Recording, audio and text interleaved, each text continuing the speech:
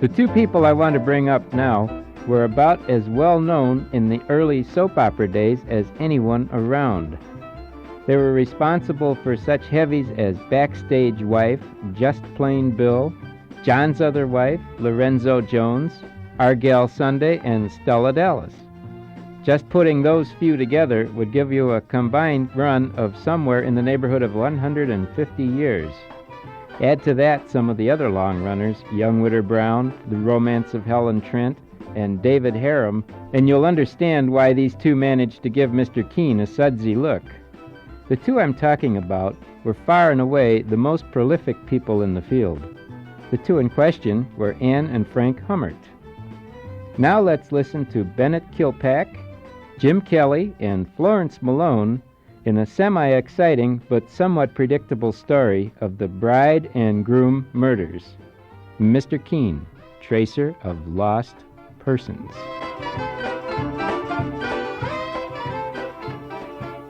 Time now for Mr. Keene, Tracer of Lost Persons.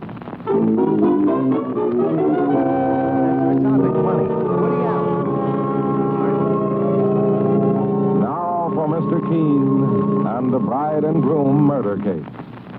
Our scene opens in a roof garden restaurant which is located atop a 14-story building in mid-Manhattan.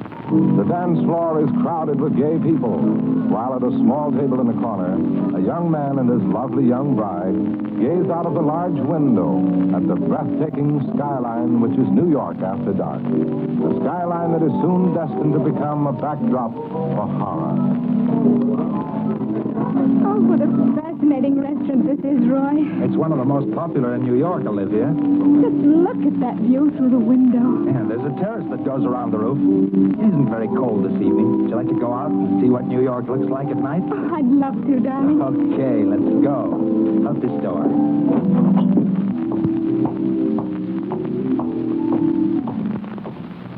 Oh, Roy, what a heavenly view. Yeah, this roof garden restaurant is on the 14th floor. You can see most of Manhattan from here.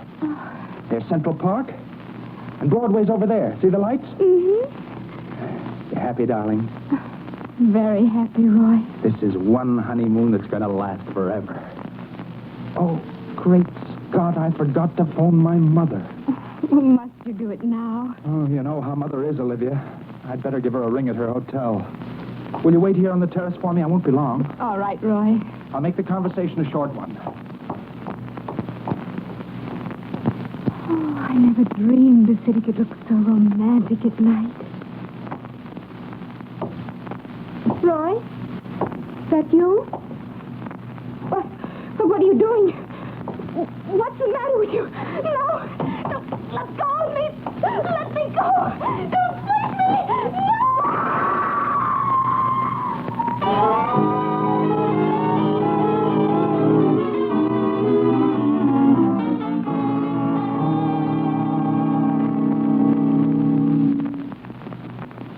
When I returned to the terrace, Mr. Keene, there was a crowd there. That's when I learned that Olivia, my bride, had been pushed off the roof to her death on the street below. Were there any witnesses, Roy? Well, if someone had seen the killer, I wouldn't have come to you, Mr. Keene. The case would be an easy one for the police to solve. But if there were no witnesses, young fella, how do you know it was murder? Olivia would never have killed herself. My partner, Mike Clancy, didn't mean it that way, Roy. Maybe she slipped or lost her balance. Well, that couldn't have happened. The railing around the terrace was several feet high. Besides, the police are almost certain it was murder. Why, Roy?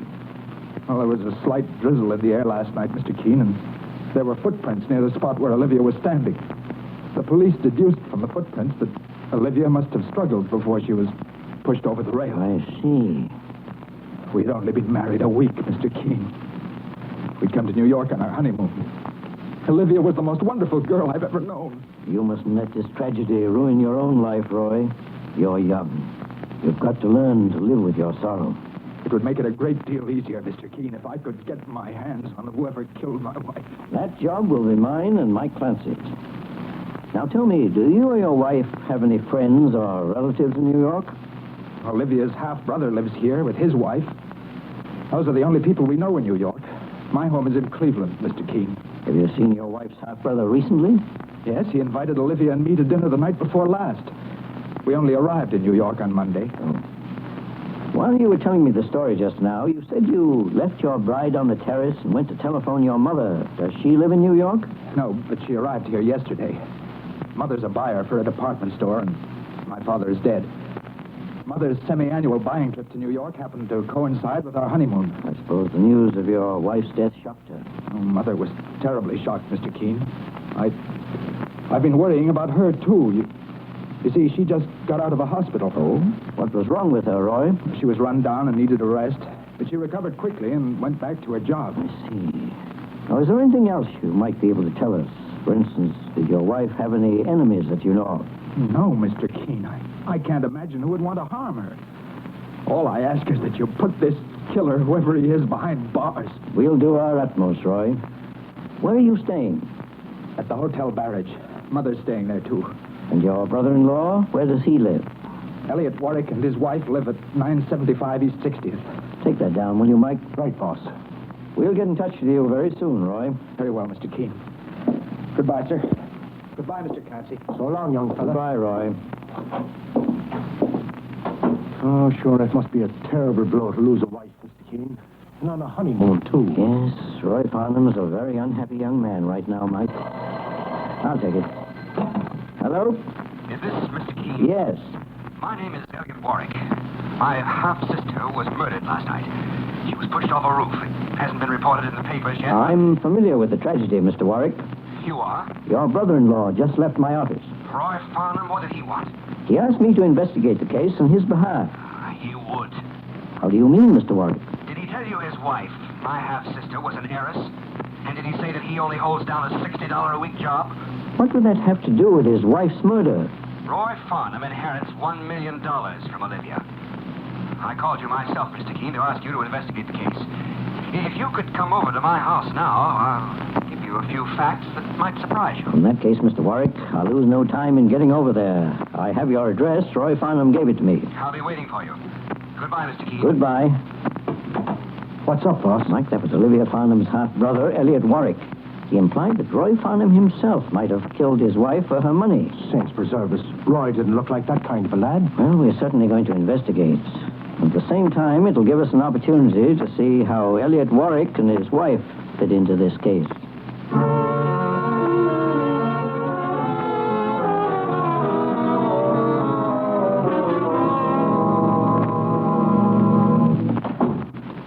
Come in, Mr. Keene. Mr. Clancy. Oh, thank you, Mr. Warwick.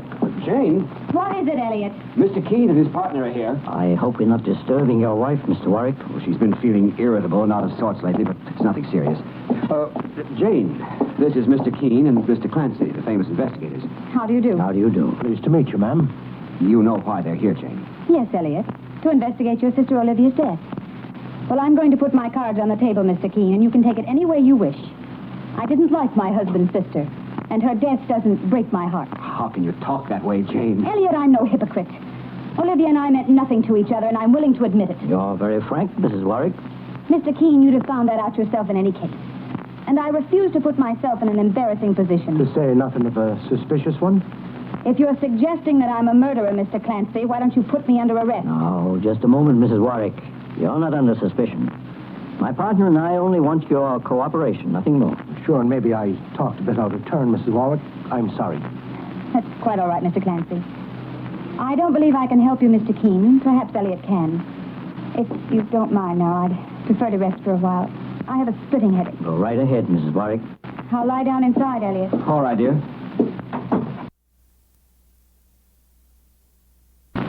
Your wife's face looks familiar, Mr. Warwick. You may have seen her on the screen, Mr. Keene. She was a featured player in Hollywood before we married. Oh, she's given up her screen career? For my sake. Well, Mr. Warwick, if you don't mind, I'd like a more thorough explanation of what you suggested over the telephone. You said that Roy Farnham inherits a large fortune from his murdered wife, Olivia? Yes, Mr. Keene. Olivia married Roy only a few days before she was thrown off that roof and killed. Automatically, he becomes the heir to her estate, which is valued at over $1 million. $1 million estate? Yes, Mr. Clancy. To make myself clear, I'm accusing Roy of having murdered my half-sister for her money. You have any proof, Mr. Warwick? Proof? What more do you need than that, Mr. Keene? He was with Olivia on that terrace at the Roof Garden restaurant, wasn't he? That doesn't mean he pushed her to her death. Well, I'm just telling you what I know. And the girl has an estate worth $1 million. Mr. Warwick, did you share in that estate as Olivia's half-brother? Why, no. It was left to Olivia by her father, who was my stepfather. We didn't get along. I moved from Cleveland to New York several years ago and lost touch with the family. Your accusation is a grave one, Mr. Warwick. And in order to be fair to Roy Farnham, I think I must tell him about it. I'm not afraid of him. All right. Do you intend to leave this house today? No. Then I'll phone you later. I may want to speak to you again in Roy's presence. Come along, Mike. Please say goodbye to your wife for us, Mr. Warwick. For just a moment, Mr. Keene. Yes? Nothing. I forgot what I was going to say. Goodbye, Mr. Warwick. Goodbye. So long, mister. Mike, we've got something to work on at any rate. Well, boss, do you think that this fellow Warwick knew what he was talking about? Accusing Roy Farnham of murdering his own wife? We'll soon find out when we speak to Roy Farnham once more. Let's go over to his hotel right now.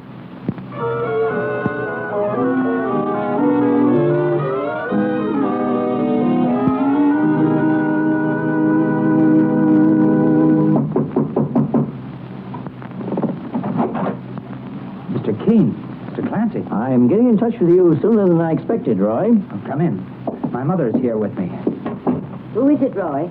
Mr. Keene and Mr. Clancy, Mother. Mr. Keene, the great investigator. I told you I'd gone to consult him about Olivia's death. I'm very glad to know you, Mr. Keene, and you, Mr. Clancy. Pleased to meet you. How do you do, Mrs. Farnham?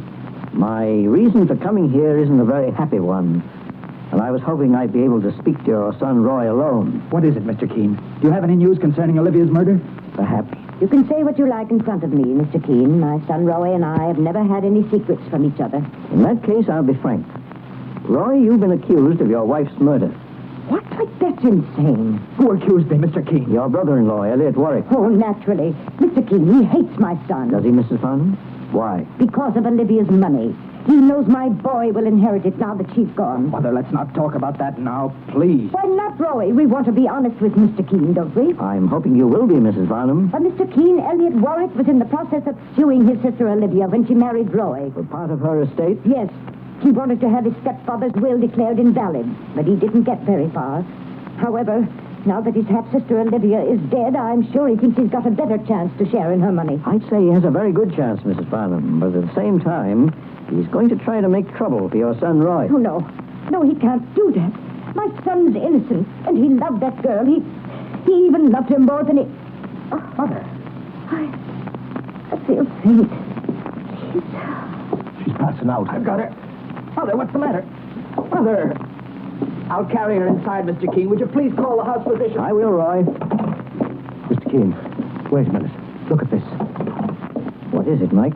This drawer near the telephone's half open. Look what's inside. It's a revolver. And a big one. Now, what would a young fella like Roy Farnham be doing with a gun like this? That's just one of the questions we're going to find an answer for, Mike, after the doctor treats his mother.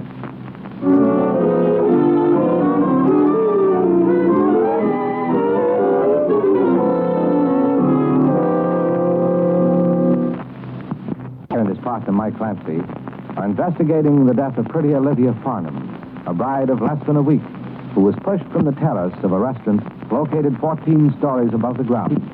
At the moment, Mr. Keene and Mike are in the hotel suite occupied by the victim's husband, Roy, whose mother has just had a sudden fainting spell on hearing that her son may be implicated in the crime. A doctor has arrived, and after treating Mrs. Farnham, has left. And now, in the living room of Roy Farnham's hotel suite... Has the doctor gone, Mr. Keene? Yes, Roy. I was afraid Mother had a heart attack, but I guess it was nothing serious. She seems to be much better. She should be, young fella. There's nothing like a phony faint to get a chance to take things easy. I beg your pardon? What my partner, Mike Clancy, refers to, Roy, is what the doctor just told us. Your mother didn't faint. She only pretended to. But that's fantastic. Mother was upset, Mr. Keene, because you were putting me under suspicion of having killed my wife. Suppose we question her about that now. There's no need for that, Mr. Keene. Mother. The doctor was right. But why? Why did you do it, Mother? I think I can answer that, Roy, with your mother's permission. By the way she behaves, I'd say she was very attached to you. My son means more to me than anything else in the world, Mr. Keene. I only made believe I was ill to gain time for him to answer those terrible accusations. Mrs. Farnham, was your last sojourn in the hospital another method of gaining time? What do you mean? Your son Roy told me you were ill and had to go to the hospital just before he was married. What hospital were you in, may I ask? Central in Cleveland. Mike, would you get them on the long-distance phone? Right away, boss. Just a moment, Mr. Keene. Why do you want to call the hospital? To inquire about the nature of your illness. No. But, Mother, there's nothing to be worried about. Or is there, Mrs. Farnham? Mr. Keene, I only pretended to be ill. I was trying to stop my son Roy's marriage to Olivia. Mother, you don't mean it. I left the hospital, Roy, and followed you and Olivia to New York. Mrs. Farnham, you mean you were so angry with your son for having married that you came here to try and separate him and his bride? Yes, Roy is my son. He belongs to me. Oh, go on, arrest me, Mr. Keene. I was at that roof garden when Olivia was murdered. Arrest me for the crime. Mother! You phoned me at the hotel, didn't you, Roy? And you got no answer. Well, I followed you. I'd heard you mention at that dinner party that you intended to go to the roof garden last night, and I went there, too. What dinner party are you referring to, Mrs. Farnham? The one the Warwicks gave? Yes, Mr. Keene. Olivia's half-brother invited me, too. Well, what are you waiting for? I'm confessing to Olivia's murder. Why don't you turn me over to the police? Because I don't believe you. You don't? Perhaps you were at the restaurant when your daughter-in-law was killed. But you'd have never murdered her yourself. Why do you say that, Mr. Keene? Because suspicion for the crime would have fallen on your son. And I'm sure you do nothing to get him into trouble. No, Mrs. Farnham. You're only trying to protect him now. And I want to know why. Mother, why are you trying to protect me this way? Be quiet, son. Mrs. Farnham, unless you tell me the truth, I'll have to put your son under arrest for the crime. Because that idiot Elliot Warwick accused him of killing Olivia for her inheritance? And also because of a gun we found just now in that drawer. Show it to them, Mike. It's as big as a cannon, mister. Is that gun yours, Roy? Yes, Mother, it is. But I have a license for it, Mr. Keene. I've carried it for months, for my own protection. Has anyone threatened you? I've had a hunch that trouble was in store for me. Hunches don't count in a court of law, Roy. A jury might think you carried this gun to use on your wife in the event another means of killing her had failed. Oh, no, don't say that. Mrs. Farnham, I'm willing to help your son Roy if he is innocent. But you're hiding something from me, and I've got to know the facts. Tell Mr. Keene everything, Mother. I have nothing to be afraid of. Very well. Mr. Keene, the part about my being in the restaurant was the truth. Some insanely jealous reaction made me follow my son around wherever he went with his wife. Go on, Mrs. Farnham. I saw him go out on the terrace with Olivia. Then I heard a scream. I rushed around to the back of the terrace. Olivia had fallen to the street. Did you see anyone else there on the terrace? No, Mr. Keene, but I found something. What was it you found? It's in my handbag. I'll get it. Mr. Keene, my mother didn't see me there on the terrace because I was inside making my phone call to her. Yes, I remember you told me that, Roy. She had complained of not feeling well, and I had promised to phone. Mr. Keene, I'm trusting you with my son's life, and I show you this. Here. It's a ring, boss. Yes, Mike, a man's gold ring. It has my daughter-in-law Olivia's family crest on it. I knew she'd given it to Roy. I found it on the spot where Olivia must have been standing before she was thrown from the roof. Is this ring yours, Roy? Oh, it looks like mine, Mr. Keene. And your wife gave it to you? Well, there were two rings like that in her family. One was Olivia's and the other was her half-brother Elliot's. Olivia had hers made larger and gave it to me to wear. But I can't imagine how that ring got into the restaurant. I lost mine 2 weeks ago. But then, Roy, maybe that ring is Elliot Warwick. Sure, that excuse is a thin one if you ask me, boss. Roy could have lost that ring all right when he pushed his wife over the roof and she put up a struggle. That's not true, Mr. Clancy. Let me see your hand, Roy.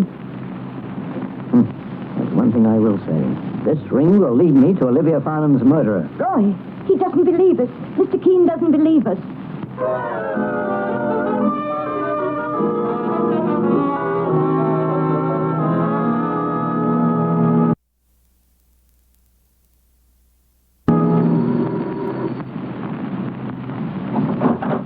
Oh, it's you, Mr. Keene. Mr. Clancy. Good evening, Mr. Warwick.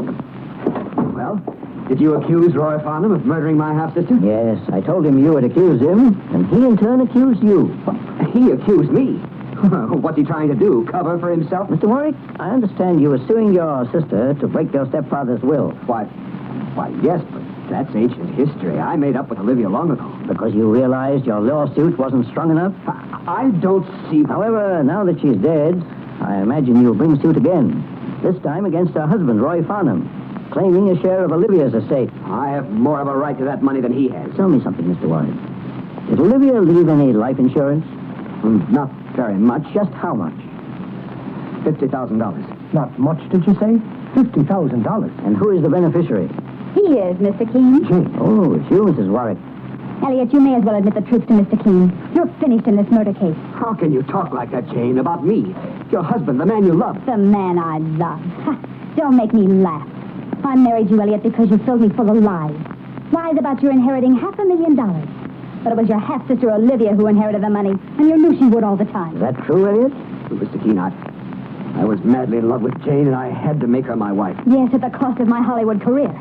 I quit pictures because of your promises, Elliot. And all I got were lies. Go on, Mr. Keene. Put him under arrest. He killed his sister because she made him her insurance beneficiary.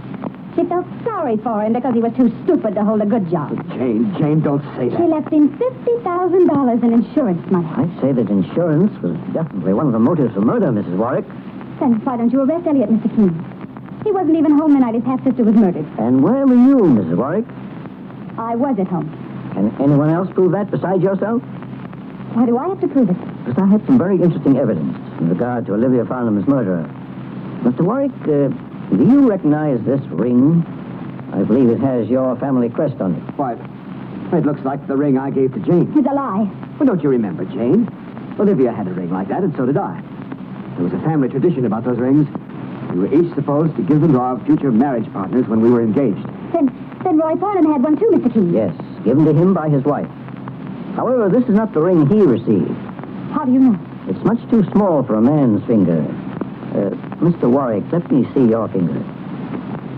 That ring doesn't fit any of my fingers, Mr. Keene. But I'll wager it fits your wife. Don't touch me. Take it easy, lady. Mr. Keene, are you saying that my wife... I'm saying that your wife murdered your sister for the same reason she tried to blame the murder on you, money.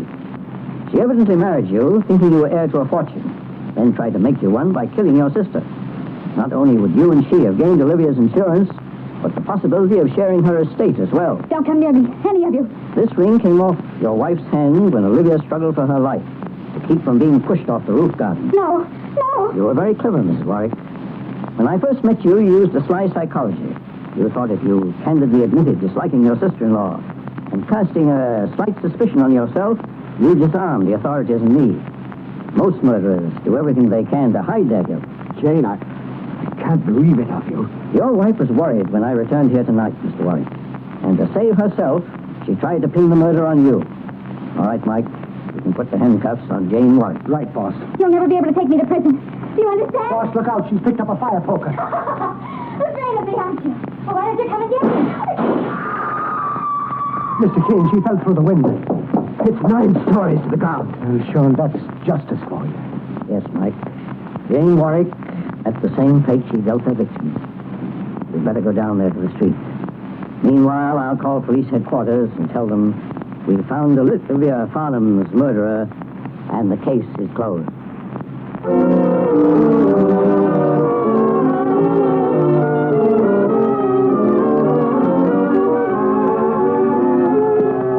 And so Mr. Keene finds the solution to the bride and groom murder case.